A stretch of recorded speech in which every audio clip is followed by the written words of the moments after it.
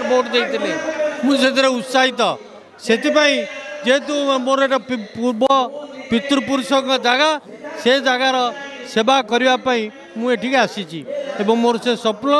सार्थक करियो बोली भंडारीवासी पाखे मोर निवेदन। भंडारी पोखरी कहीं कहते आप भद्रक जिले कौन उन्नति होती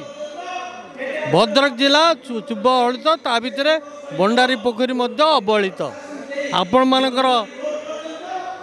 स्वाभिमान रहा कथा भद्रकवासी स्वाभिमान रहा कथा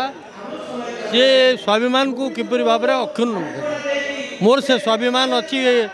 बंद ब्लॉक लोक हिसाब से ये स्वाभिमान को पुनरुद्धार करी विकास रास्ता एवं आदर्श एमएलए होगापाई उद्यम करी ये है मोर प्रतिज्ञा। आज जो आशीर्वाद सभा है मुझे खुशी दुखित कारण मुझे शुणुची बाटरे प्राय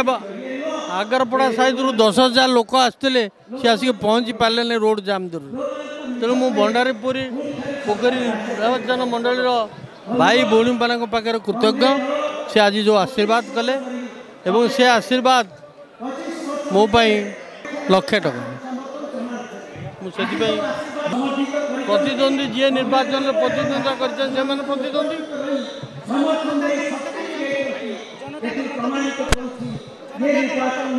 जनता का मत आपण कलेक्ट कर मु कलेक्ट कर जानी जनता का मत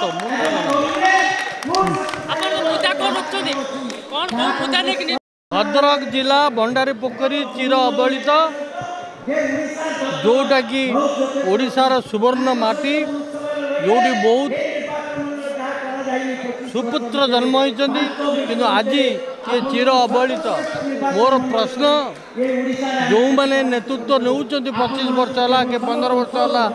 से मैंने कौन करुले मुझे जड़े प्रतिनिधित्व प्रतिनिधि हवा को चाहे जपरी मु मला पर भद्रकवासी भंडारी पोखरीवासी विश्वास करेंगे हाँ यहीपरी जड़े प्रतिनिधि थिला ये न्याय अन्याय को बर्दाश्त करे नहीं न्याय दिए दुर्नीति को प्रश्रय दिए नहीं लोकंर विकास कर सब सचेतन थाए भल कम कर मदुआ कर छाड़